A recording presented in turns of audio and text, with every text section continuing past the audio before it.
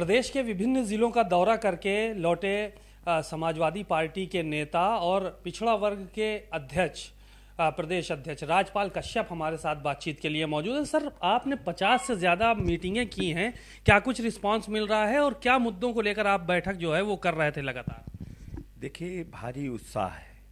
जिस मुद्दे को लेकर समाजवादी पार्टी के राष्ट्रीय अध्यक्ष माननीय श्री अखिलेश यादव जी ने विभिन्न जिलों के और दौरे पे मुझे भेजा था, उसमें 10 दिवसीय दौरा था, जिसमें वाराणसी से प्रारंभ होकर और प्रयागराज में उसका महाराजा निषाद राज संगवेरपुर, जो निषादों की राजधानी थी, वहाँ पे समापन हुआ और ब्लॉक स्तर विधानसभा स्तरों पे किया। भारी समर्थन मिल रहा है, हर व्यक्ति के अंदर उत्साह दिख रहा, हर जात के अंदर उत्साह दिख रहा कि हमारी जात की संख्या पता लग जाए, हमारी आबादी पता लग जाए, क्योंकि 1931 में जाति जनगणना हुई थी। उसके आधार पे आज भी अगर सरकार को आंकड़े जरूरत पड़ते हैं या सरकार किसी योजना को लागू करने के लिए पुराने आंकड़े यूज करती है, इसलिए नए आंकड़े आ जाए। और समाजवादी पार्टी के राष्ट्रीय अध्यक्ष माननीय अखिलेश यादव जी लगातार विधानसभा से लेकर और सदन से लेकर सड़क तक लगातार बोल रहे हैं और समाजवादियों की पुरानी मांग रही है। उसमें हम लोगों ने जो वाराणसी, सोनभद्र, मिर्जापुर, भदोही, प्रयागराज विभिन्न विधानसभा और ब्लॉकों में गए। भारी उत्साह, रात तक, देर रात तक लोग इंतजार करते थे। संगोष्ठियों के माध्यम से एक बड़ा जन आंदोलन खड़ा किया है और ये जन आंदोलन तब तक चलता रहेगा जब तक जाति जनगणना नहीं हो जाती। जब इस धरती पे जीव जंतु गिने जा रहे हैं, उनकी प्रजातियां गिनी जा रही हैं, पेड़ पौधे गिने जा रहे हैं, उनकी प्रजातियां गिनी जा रही, तो हम इंसानों को गिनने में क्या दिक्कत है? बीजेपी हम लोगों को गिन के उनकी हिस्सेदारी नहीं देना चाहती, क्योंकि जो माननीय अखिलेश यादव जी ने कहा है कि जाति जनगणना करा के आबादी के हिसाब से सबको हिस्सेदारी मिल जाए, जिससे, और ये जाति जनगणना होना संवैधानिक भी है। बाबा साहब भीमराव अंबेडकर ने जो व्यवस्था दी है और उसके तहत भी है, और हम समाजवादियों का डॉक्टर राम मनोहर लोहिया से लेकर नेताजी तक और माननीय अखिलेश यादव जी इस बीड़े को लेकर चले हैं। जो आज़ाद देश में आज तक नहीं हो पाई जाति जनगणना, और जब तक एनालिसिस नहीं होगा, तब तक आंकड़े नहीं होंगे, तब तक सभी जातियों का देश और प्रदेश की तरक्की हो पाना भी असंभव है। इसलिए जाति जनगणना होना संवैधानिक भी है, वैधानिक भी है और वक्त की जरूरत भी है, और देश और प्रदेश की तरक्की के लिए, भाईचारे के लिए, जिससे बीजेपी के लोग जातियों में न लड़ा सके। आप देखा ही होगा, आपने मुख्यमंत्री जी ने किस तरीके से कहा कि 46 में 56 बता रहे थे कि 46 में 56 एक जात के एसडीएम हो गए और आज तक सूची नहीं है। उन्होंने यही अफवाहें चुनाव में फैलाई थी। जब संवैधानिक पदों पे बैठे लोग झूठ बोल रहे हो, मुख्यमंत्री जैसे पदों पे बैठ के झूठ बोल रहे हो, तो और इनसे बीजेपी वालों से क्या उम्मीद? इसलिए सबके आंकड़े आ जाएं, सबके तथ्य आ जाए, सबको जाति जनगणना के आधार पे हक अधिकार मिल जाए। और नगर निगम का चुनाव क्यों टला? क्योंकि जाति आंकड़े मांगे गए थे। सुप्रीम कोर्ट ने भी कहा ट्रिपल टेस्ट कराइए, आज तक ट्रिपल टेस्ट भी नहीं हुआ। और दूसरी बात, आज भी आंकड़े नहीं ठीक से जुटाए जा रहे, और अगर आंकड़े होते तो समय पे नगर निगम का भी चुनाव हो रहा होता। कितने लोग स्कॉलरशिप मिल रही, कितने लोगों को नौकरियों में भागीदारी नहीं मिल रही, कितनी जातियां ऐसी हैं, मेरे पास 79 जातियां जो पिछड़े वर्ग की है उनकी सूची है। कितनी जातियां ऐसी हैं जिनकी आज विलुप्त हो रही हैं, वो उनकी अपनी पहचान के लिए मोहताज हैं, उनको रोजी रोजगार। मैं सोनभद्र में भी गया था, आदिवासी एरिया में, है जहां पे आदिवासी लोग आज भी भुखमरी की कगार पे है। बिजली का बिल नहीं दे पाने की वजह से पूरे पूरे गांवों की लाइट काट दी गई है। क्यों? और सरकार कहती है कि हम गरीबों की मदद कर रहे हैं। आज महंगाई से गरीब की कमर टूटी जा रही है, बेरोजगारी से गरीब की कमर टूटी जा रही है। रोजगार, नौकरी किसको चाहिए? उद्योगपति के लड़के को नौकरी नहीं चाहिए, नौकरी गांव गरीब किसान के बेटे को चाहिए। और बिजली, पानी और शिक्षा और स्वास्थ्य किसको चाहिए? गरीब को चाहिए। बड़े लोग तो करा ही लेते हैं, बड़े लोग तो इलाज भी करा लेते, बड़े अच्छे अस्पताल में करा लेते। इनको चाहिए, किसान को पानी चाहिए, किसान को उनकी फसल का वाजिब मूल्य। जनगणना से इन सब चीजों का लाभ कैसे मिलेगा? आप तो बहुत लंबी चौड़ी बात बता रहे हैं कि ये सब चीजें चाहिए। जातिगत जनगणना अगर आप लोग करा ले गए या सरकार पे दबाव बना ले गए तो फिर कैसे जो है वो इन सब चीजों को लेकर कैसे करेंगे? क्या उससे गरीबों का भला हो जाएगा? देखिए, अब जातिगत जनगणना तो इनको करानी ही पड़ेगी। और माननीय अखिलेश यादव जी ने जिस तरीके से आर पार की लड़ाई लड़ने के लिए मन बना लिया जाति जनगणना, क्योंकि जातीय जनगणना होना संवैधानिक भी है। और जनगणना ये 31 पॉइंटों पर जनगणना करा रहे हैं, उसमें एक बिंदु डालने पे क्या जा रहा?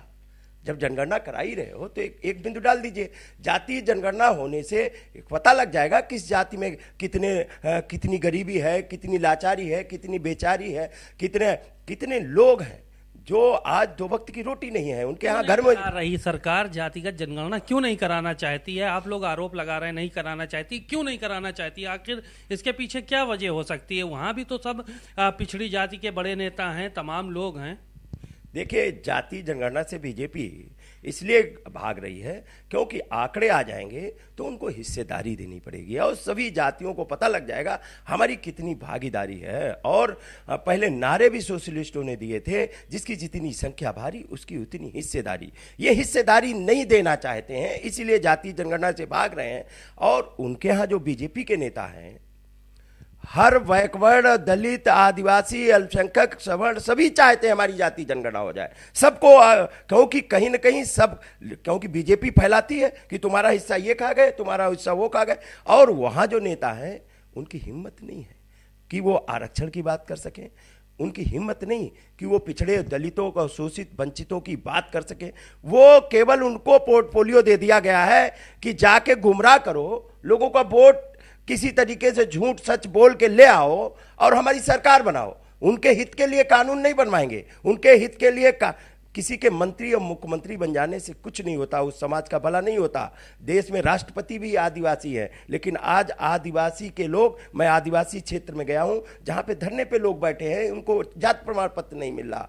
आदिवासी लोगों के बिल का कनेक्शन भरने का पैसा नहीं है, उनके गांव-गांव की पूरी लाइटें काट दी गई, उनके पास नंगे भूखे कपड़े। मैं तो आदिवासी क्षेत्रों में भी मैंने संगोष्ठियां की हैं। तो पिछड़े, दलित, ये किसी का हक अधिकार नहीं दे रहा। वहां क्या मंत्री, कौन मंत्री है? वहां तो बीजेपी, वहां तो गुलाम है।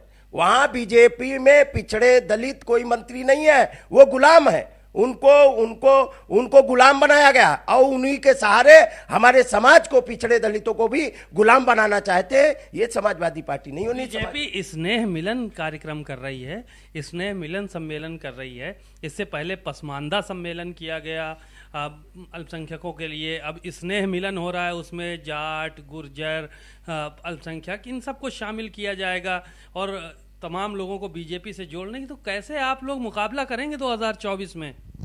उन्हें, वो सरकार में इसने मिलन की उन्हें आवश्यकता क्यों पड़ गई? क्योंकि समाजवादी पार्टी ने जाति जनगणना का मुद्दा रख दिया, उनके हक अधिकार की बात रख दी।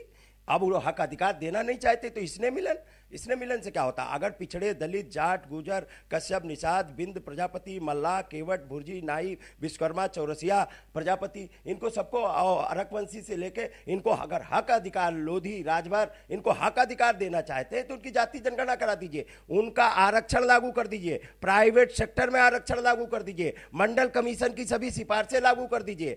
और साथ ही साथ में जो आरक्षित वर्ग की सीटें खाली पड़ी है उनको बैकलॉग भर दो निष्पक्षता से। यूनिवर्सिटियों में कुलपति भर दो। आज नाम मात्र का कोई कुलपति नहीं है यूनिवर्सिटियों में, और नाम मात्र के लोग हैं। यूनिवर्सिटियों में प्रोफेसर नहीं है, जिलों में कलेक्टर नहीं है, थानों में कोतवाल नहीं है, कप्तान नहीं है। क्यों इनको उत्पीड़न किया जा रहा है? दूसरी बात, ये क्यों निजीकरण कर रहे हैं?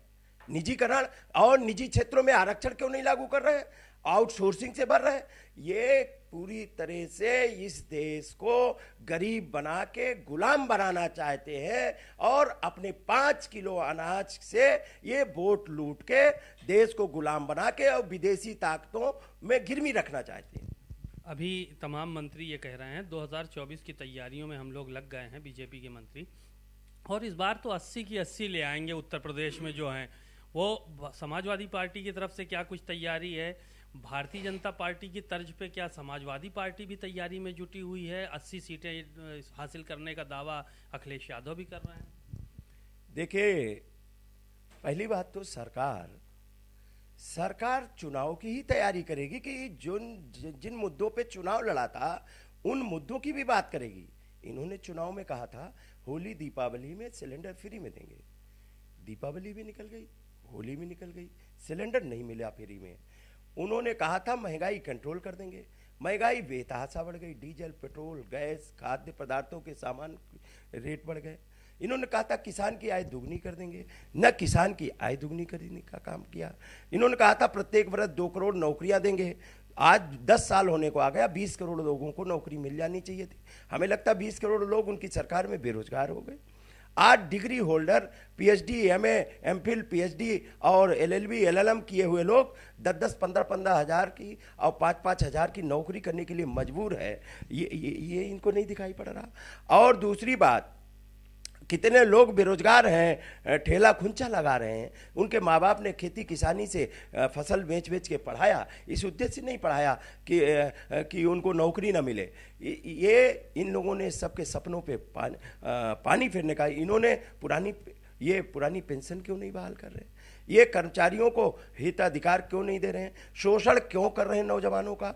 आप आउटसोर्सिंग से भर्ती करके जहां 1 लाख तनख्वाह मिलनी चाहिए वहां 10,000 दे रहे हैं। तो ये नौजवानों को अपमानित कर रहे हैं, बेरोजगारों को अपमानित। कानून व्यवस्था पूरी तरह से ध्वस्त है। जो पूरे उत्तर प्रदेश में जंगल राज है, कानून व्यवस्था के नाम पे कुछ नहीं है। कहीं कानून व्यवस्था के लिए इंफ्रास्ट्रक्चर बनाया? उत्तर प्रदेश में माननीय अखिलेश यादव जी ने इंफ्रास्ट्रक्चर दिया था, जो कानून व्यवस्था के, चाहे 100 नंबर दिया हो, पुलिस हेडक्वार्टर दिया, सड़कें दी हो, बिजली दिया हो, पानी दिया हो। मैं तो सोनभद्र में गया था, बिजली के कारखाने माननीय नेताजी ने लगाए, माननीय अखिलेश यादव जी ने लगाए। उत्तर प्रदेश में जितने भी बिजली के कारखाने लगे या HCL कंपनी जैसी कंपनी ले आके स्टेडियम जैसा बना के खड़ा किया। इन्होंने तो केवल कागज पे इन्वेस्टर सबमिट कराते हैं, बिजनेस मीट कराते हैं, और लेकिन धरातल पे एक अस्पताल नहीं है यहाँ उत्तर प्रदेश में। दुनिया की सबसे बड़ी पार्टी कहते हैं बीजेपी के लोग अपने आप को। दुनिया की सबसे बड़ी पार्टी से आप कैसे मुकाबला करेंगे 2024 में? दुनिया की सबसे झूठ बोलने वाली पार्टी है और झूठ बोलने वालों का गिरोह है। अब यहाँ की जनता, उत्तर प्रदेश की जनता इनके झूठ को जान चुकी है। अब इनके झूठ और छलावे में कोई फंसने वाला नहीं है। आज हर वर्ग परेशान है, हर जाति वर्ग के लोग परेशान हैं। किसी की आय बढ़ी नहीं है, घटी है।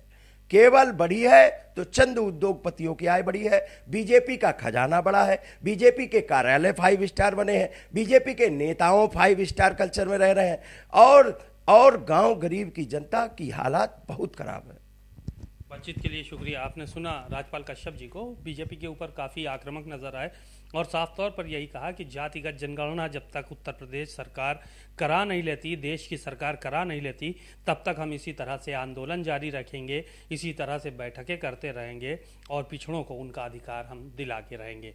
कैमरामैन सौरभ के साथ सीमा नकवी, भारत समाचार, लखनऊ।